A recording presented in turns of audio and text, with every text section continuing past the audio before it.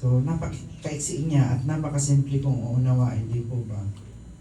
Pero, tulungan niyo po ako. Gusto ko pong i-next.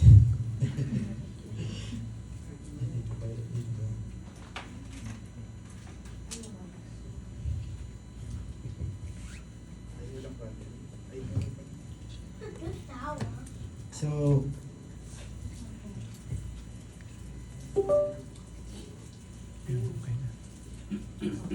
yan, meron ako. Umpisahan natin sa Our Father. Ito pong Our Father, we are familiar of this, di ba? Ano pa sa gawang paniniwala natin? Pinapanalangin na natin ito. Hindi pa sa English, kasi kung taga Ilocos ka or Norte ka, pang Ilocano na version na Our Father. Kung taga Bicol ka, yung Bicolano na version ng Our Father. Sabi sa amin, naalala ko pa, Ama niya mo, nayaon ka sa langit, sambahon ang ngaran mo, mapasamuya ang kahadian mo. Hindi yan yung chick, Bicol po yun. Sa ano naman, Ilonggo, amay namon, nayara ka sa langit, pagdayawan ng imong ngalan. Ano yun? Ilonggo. Cebuano. Sige. Amahan namo. Naya Sa langit. na naa sa langit. Pagdaygo ng imong ngalan. Oh, tama. Umabot sa namo ang imong gingharian. Amen.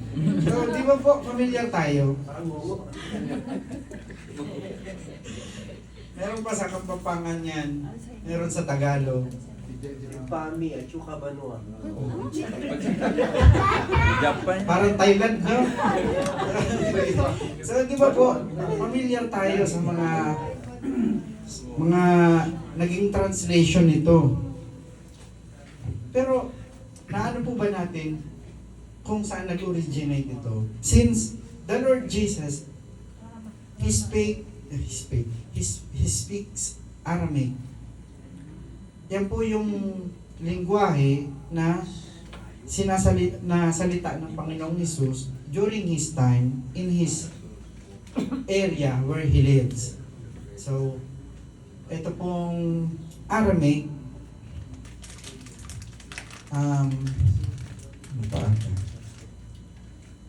sabi sa Aramaic, na Our Father, which is originally named Abun. Our Father in Heaven, Abun Devashmayo. Sa iba yung pronunciation nila, parang hindi O, Maya. Parang nasa gitna ng A at O.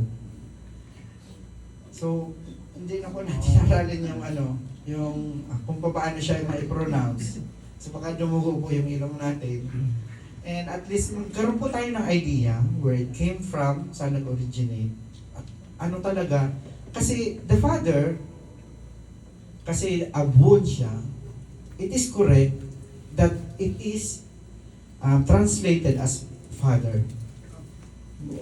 Why we are discussing this? Kasi para po, ano pa natin siya, kumbaga, mahimay-himay pa natin siya because it has other meaning na the ones who can only understand are those who understood that language that He spoke.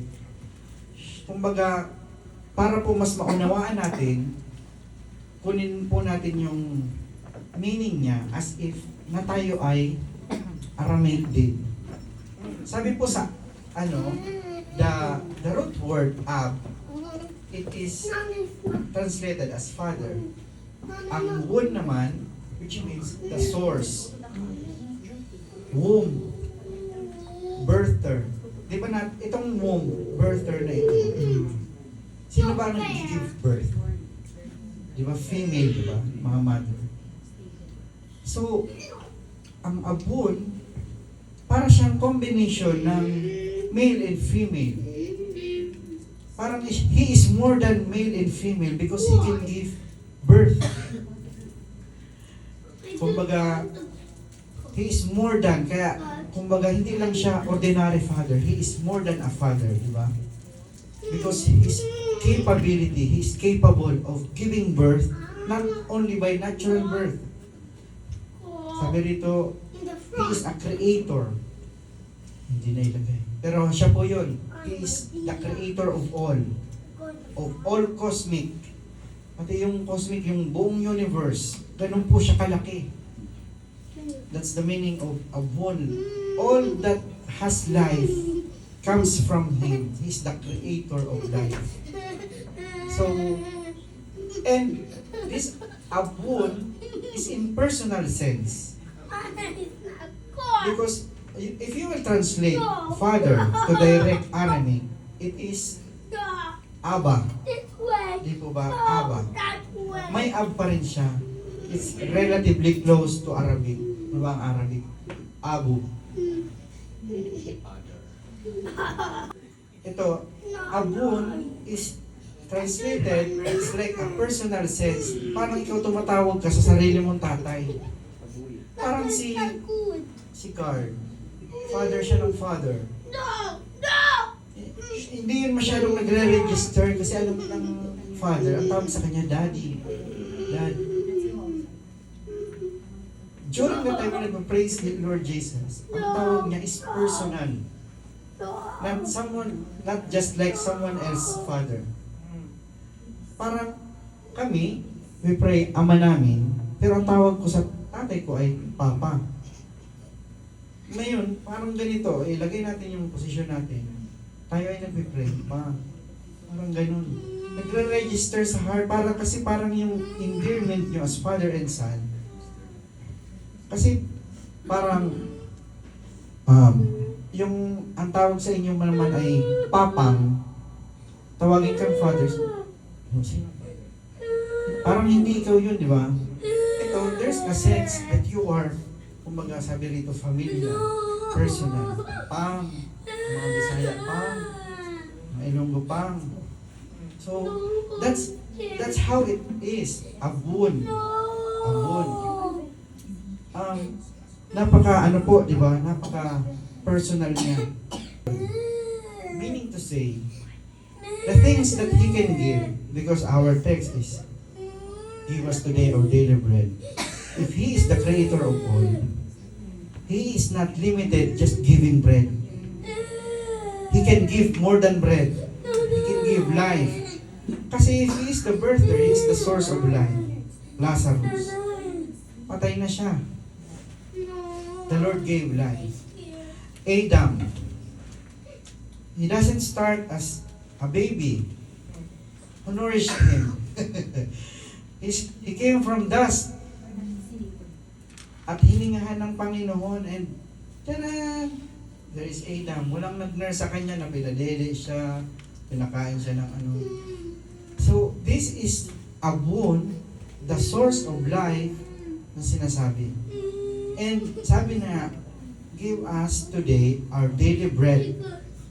So, ibig sabihin,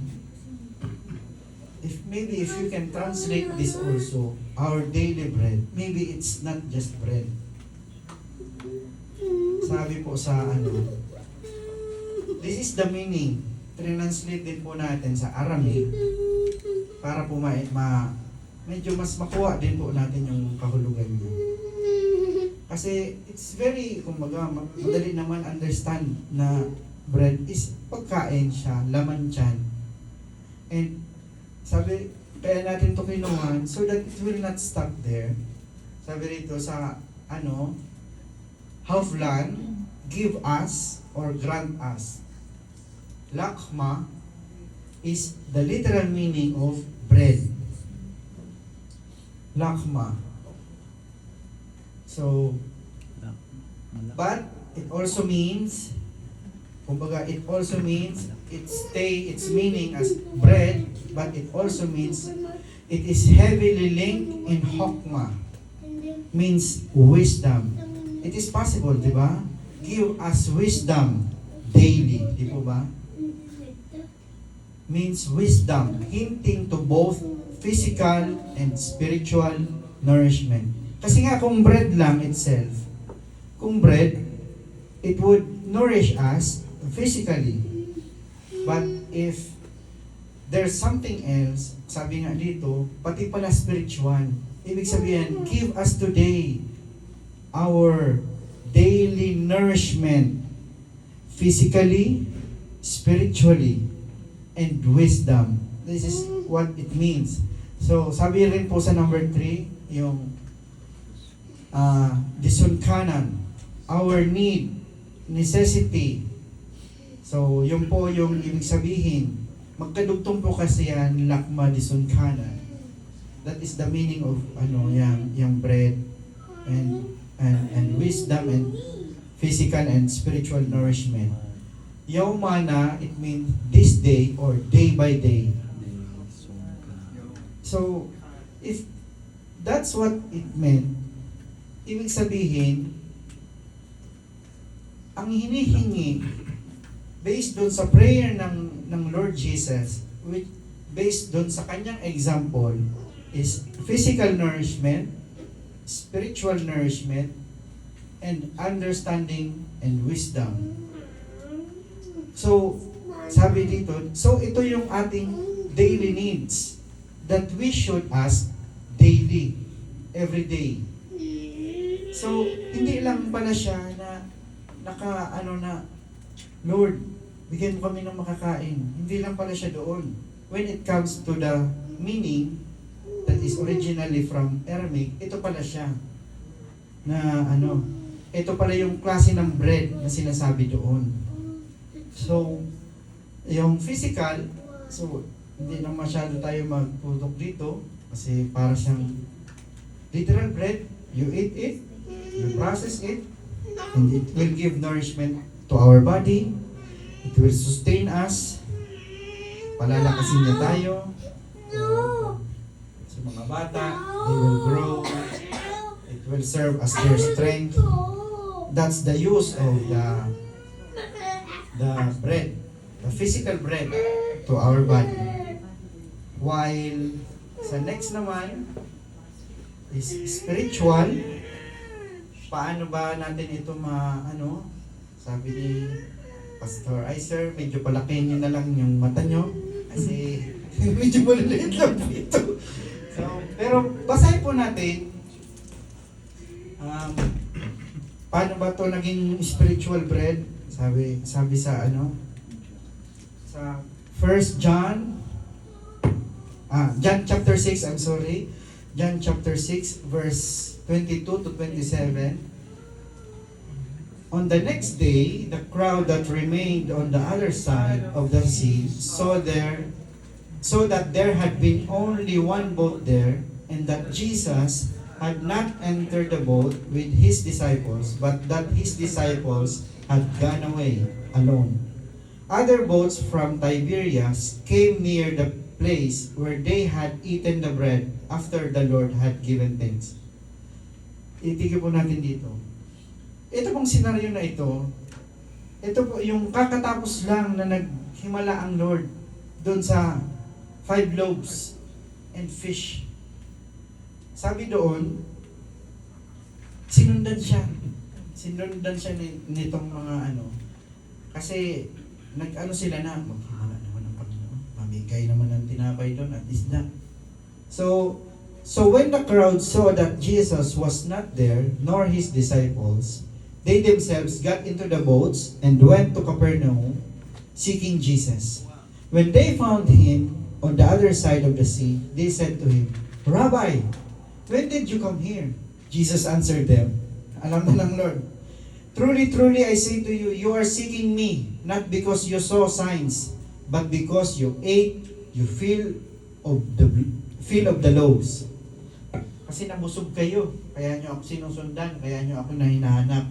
Sabi ng Lord, do not work for the food that perishes, but for the food that endures to eternal life, which the Son of Man will give you. For on him, God the Father has set his seal. Sabi ng Lord, huwag yung tinapay na nauubos yung hinahanap niyo. Huwag yung tinapay na nauubusan ng bisa yung hinahanap niyo. Kain kayo ng tinapay after 2 hours, 3 hours. kahit wala pa yan libadura na mabigat, within the day, uubusin niya ng mga gumagalaw-galaw dyan. Hindi po, di ba? Mauubos siya. Makukonsume siya agad. And wala na yung visa niya. Sabi niya, huwag yun yung hinapin nyo. And the next is, jump tayo sa John chapter 6, 32 to 40. Jesus said to them, "Truly, truly, I say to you, it was not Moses who gave you the bread from heaven, but my Father gives you the true bread from heaven. For the bread of God is he who comes down from heaven and gives life to the world." They said to him, "Sir, give us this bread always." Jesus said to them, "I am the bread of life. Whoever's come to me shall not hunger, and whoever believes in me shall never thirst. But I said to you that you have seen me, and yet you do not believe. All that the Father gives me will come to me, and whoever comes to me I will never cast out. For I have come down from heaven, not to do my own will, but the will of him who sent me. And this is the will of him who sent me, that I should lose nothing of all that he has given me, but raise it up on the last day. For this is the will of my Father, that everyone who looks on the Son and believes in him should have eternal life, and I will raise him up on the last day. Amen. So nakita po natin dito, Jesus introduces himself. I am the bread of life. And I think this is the spiritual bread that we should ask daily. Kasi itatawid tayo nito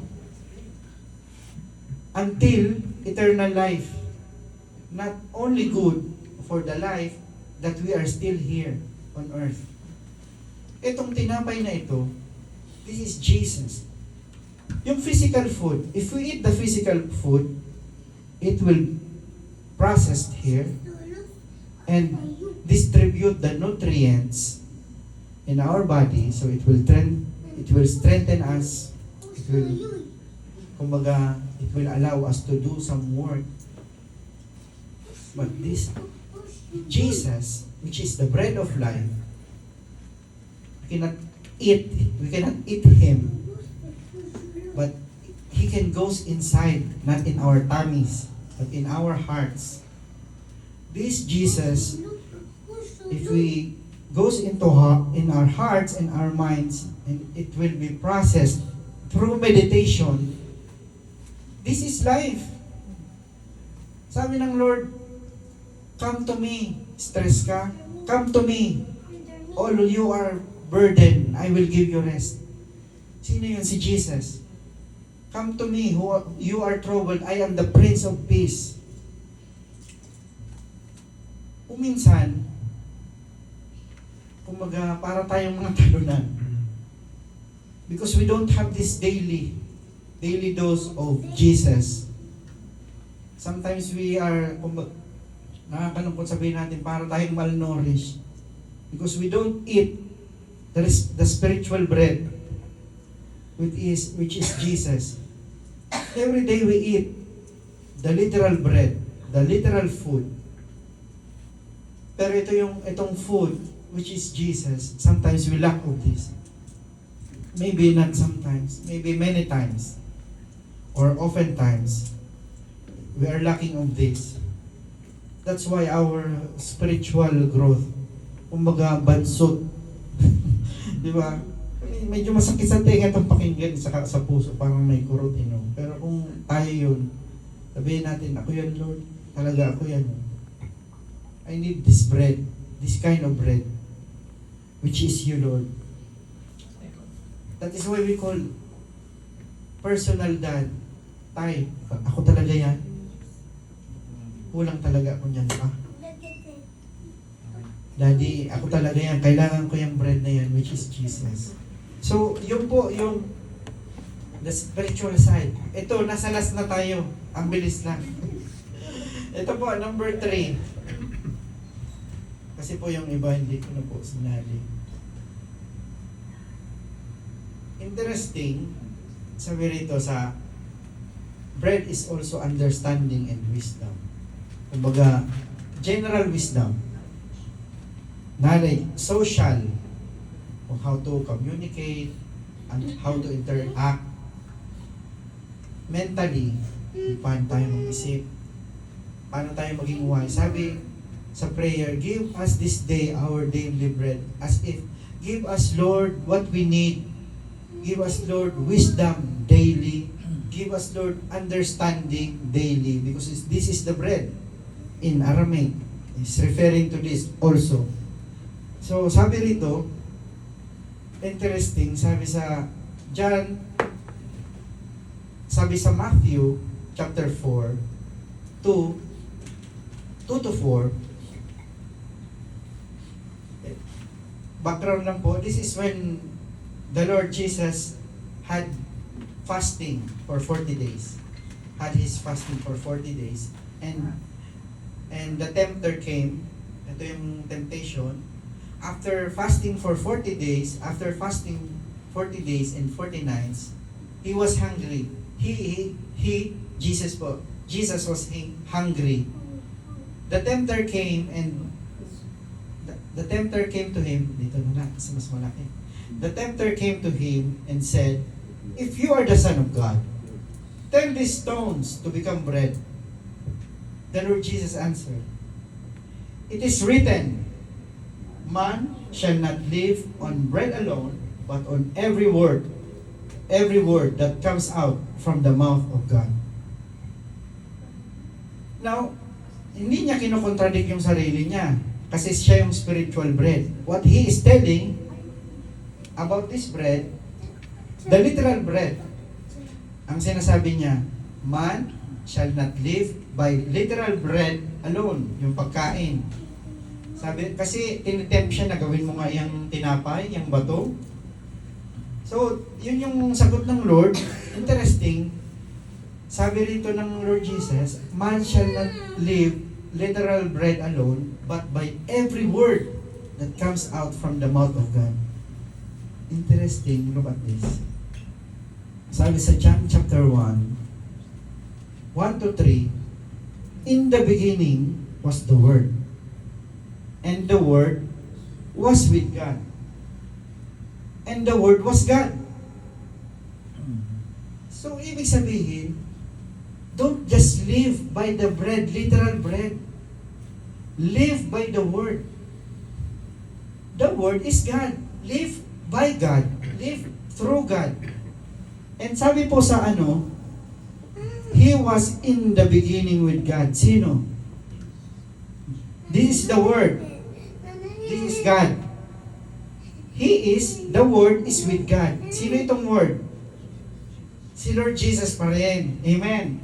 Sabi rito, all things were made through Him, and without Him was not anything made that was made. And the Word became flesh. Ito na po siya. The Word became flesh. God the Son, which is Jesus, the Word became flesh and dwelt among us, and we have seen His glory, glory as of the only Son from the Father, full of grace and truth. So the wisdom is, you shall not live by literal bread alone, but by every word, but by Jesus, but through Jesus. Yun po yung sinasabi. So the wisdom is coming again from the Word, which Jesus Himself. So, we will not be wise, sadly, if we are lacking of this Word daily. How can be a person wise if there is no wisdom that comes to him daily? Kumbaga kulang yung nourishment if once in a while lang tayo pala makakain ng word na ito, ng bread na ito. Kaya pala yung bread na iyon ay kumbaga need ng tao. Sabi dun sa isang translation, need or necessity. And you should ask it day by day. Ito po yung gustong bigay ng Lord. Short lang siya, pero malaman pala siya kung i-meditate natin. Napaka need, kumbaga daruri pala itong bread na ito to ask Him daily, everyday talaga. So tapos na po tayo. In conclusion, sabi, therefore, let us continually ask of this bread, which is Jesus Himself, so that we can live fully and victoriously. Have His word daily. Glory to God.